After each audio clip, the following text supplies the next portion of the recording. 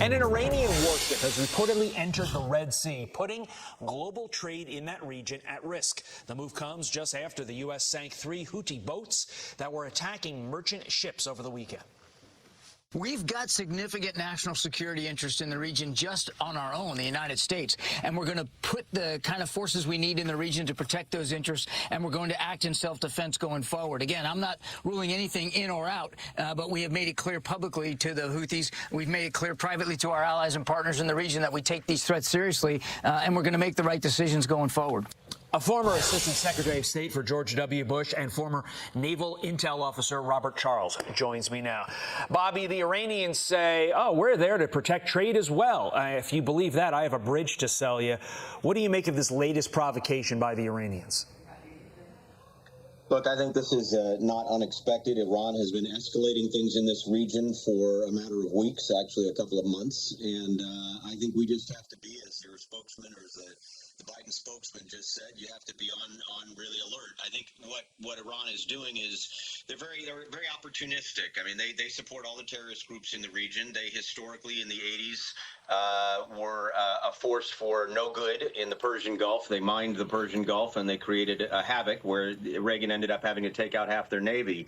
But right now in the Red Sea, you've got a lot of terror. I mean, you've got basically the Houthi rebels that are entirely supported by Iran, having launched 15 attacks on commercial vessels there. So this doesn't help. Having said that, the real reason I think they did it is that the Gerald Ford Carrier Strike Group is headed back for Norfolk right now. Having said that, the Eisenhower Carrier Strike Group is right there in the Med, and they have 9 fighter squadrons, and I think Iran would be foolhardy to do anything right now. I mean, honestly, they may think, I mean, they're playing right up to the line, but they may think they could do something and get away with it. I think they would lose half their Navy again, and it could be worse than that. United Kingdom Defense Secretary also considering strikes against Houthi groups, saying we are willing to take direct action, and we won't hesitate to take further action to deter threats to freedom of navigation in the Red Sea.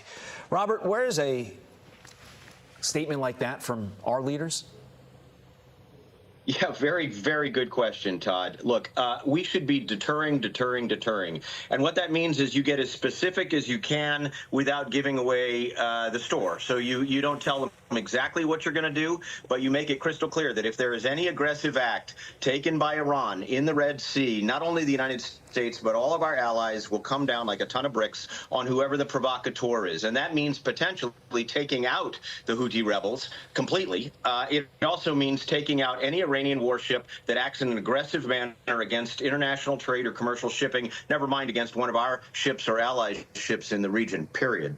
Meantime, North Korea's Kim Jong-un and China's President Xi Jinping declare 2024 the year of friendship, presumably referring to their own friendship, not ours, Bobby. North Korea's news agency reporting the two parties and two countries will further exchange and promote visits in all fields, including politics, economy, and culture, further deepen the ties of friendship and unity, intensify the cooperation in the joint struggle to safeguard regional and global peace and stability. That is code word for we're testing you, West, specifically the United States. What do you make of that?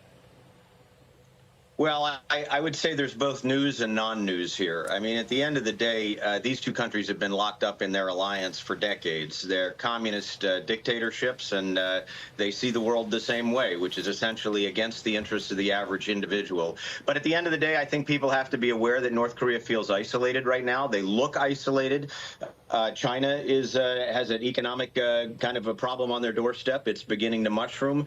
And, of course, China has aspirations for Taiwan. So anytime you see a statement like that, you need to be at least aware that they're trying to make a statement, even if, in fact, it doesn't telegraph anything specific. Yeah, just because the ball dropped doesn't mean the problems of 2023 went away anytime soon.